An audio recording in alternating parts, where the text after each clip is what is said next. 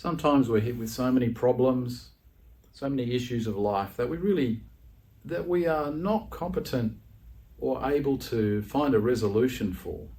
And we need to be able to accept this in ourselves, that we can't always tie things up in a bow and just give it a lovely outcome. It can seem like a big weight to carry when someone has unloaded their concerns, hoping for some resolution, and you can offer none as far as practical solutions to the problem are concerned.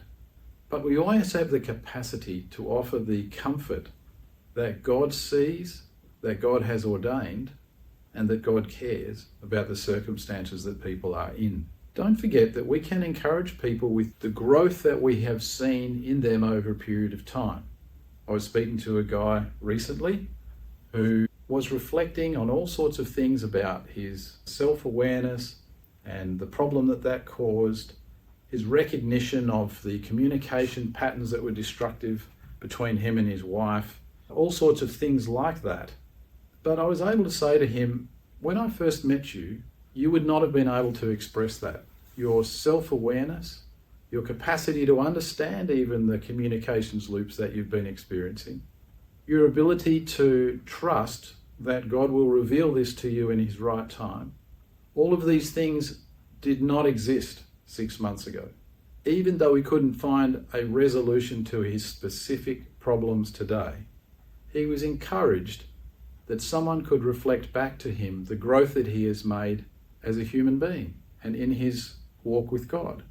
There are many times when I've sat in the counselling room for 60 minutes and not said a word that related to the topic that was being discussed. Very often there were women who were speaking to me, and very often I would feel guilty because they're paying me to provide a service and all I'm doing is sitting and listening. Usually what I will say at the end of such a session is, I feel a little bit guilty because you are paying me to provide a service to you for some help, for some guidance. That's how we think of ourselves, I guess. And I haven't said anything.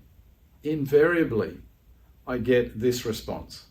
You have no idea. It is wonderful to be able to get this out.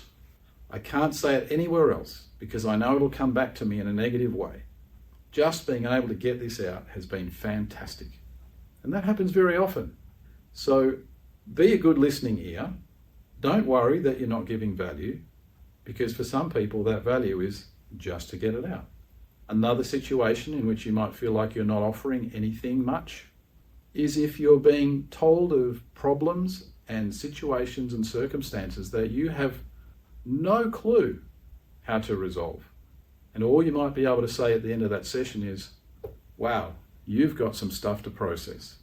Sometimes you'll see a sigh of relief because people have felt that they were stressing over nothing, when in fact their concerns were very valid, and you have identified that.